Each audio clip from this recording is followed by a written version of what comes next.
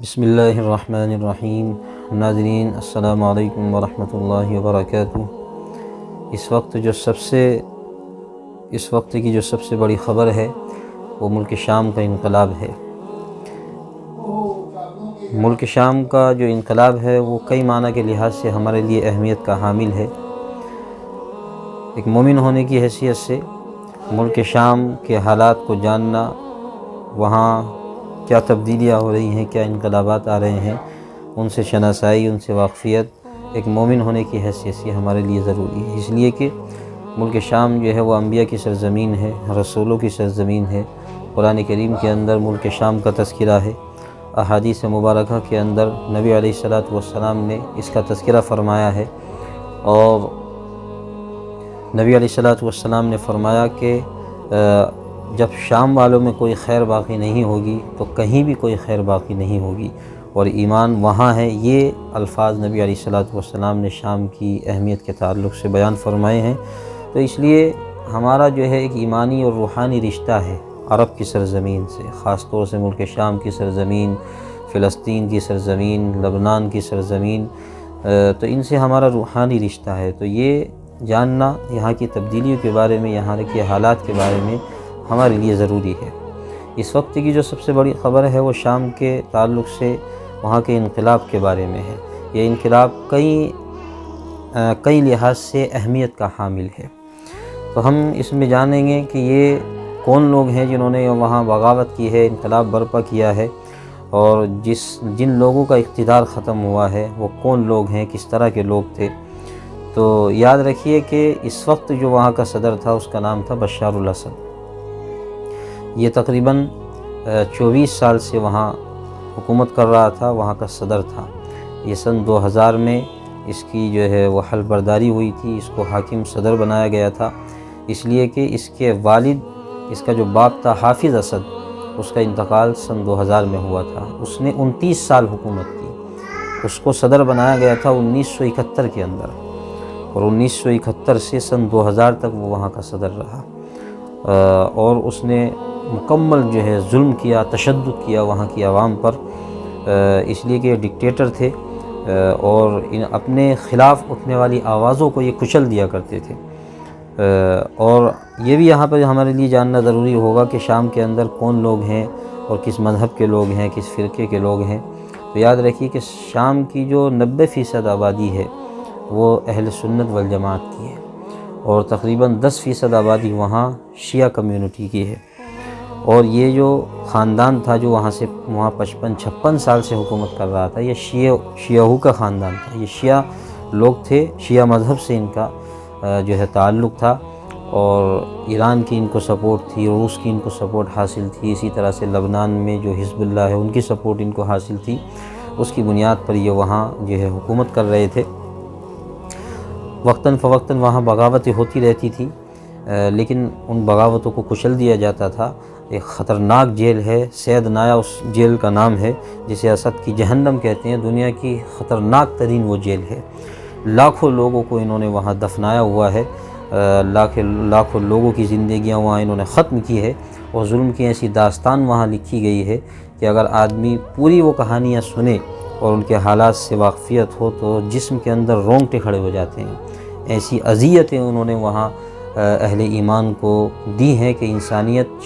شرما جائے،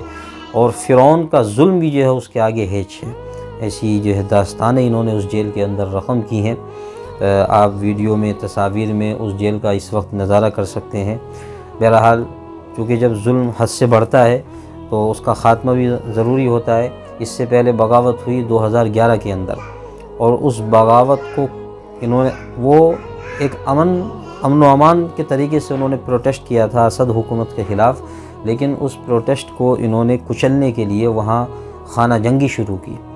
اور ان پر حملے کیے، حتیٰ کہ کیمیائی ہتھیاروں کا بھی انہوں نے استعمال کیا، جو خطرناک ہتھیار ہیں جن کا استعمال بھی جو ہے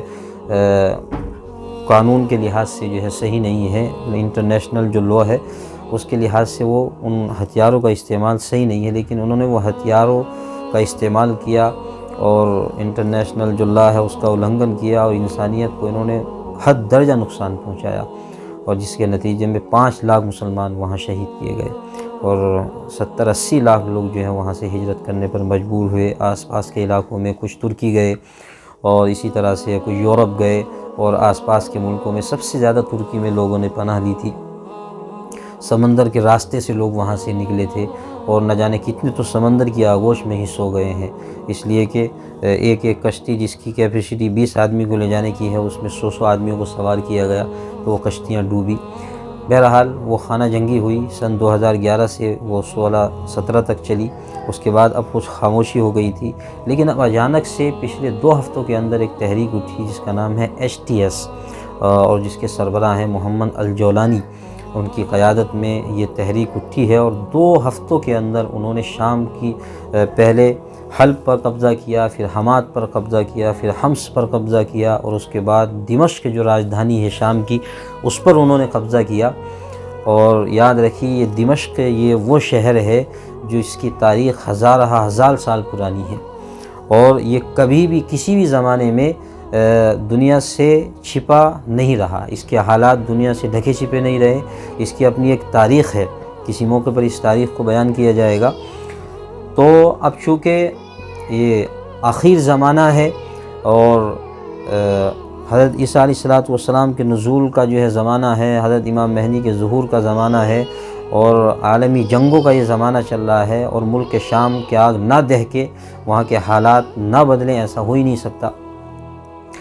تو بہرحال اب اچانک سے انہوں نے انقلاب برپا کیا اور اسد کی حکومت کو اکھاڑ پھینک دیا۔ یہ سمجھیے کہ وہ مقابلہ بھی نہیں کر پائی، اسد کی جو فوج تھی وہ بھاگ گئی، وہاں سے بھاگ کھڑی ہوئی، اور جو اسد ہے اس نے بھی روس کے اندر جا کر اپنے خصوصی طیارے سے وہ اپنے اہلِ خانہ کے ساتھ وہاں پر فرار ہو گیا، اور روس میں اس وقت وہ مقیم ہے۔ تو اب اس کے سقوط کے بعد، اس کی حکومت کا جو خاتمہ کرنے کے بعد، باقاعدہ سرکاری چینل سے جو ہے یہ اعلان کیا گیا ہے کہ اس وقت اسد کی حکومت کا خاتمہ ہو چکا ہے، اب جو ہے ملک شام وہ آزاد ہے۔ ابھی وہاں کوئی حکومت جو عبوری حکومت ہے وہ قائم نہیں ہو پائی ہے،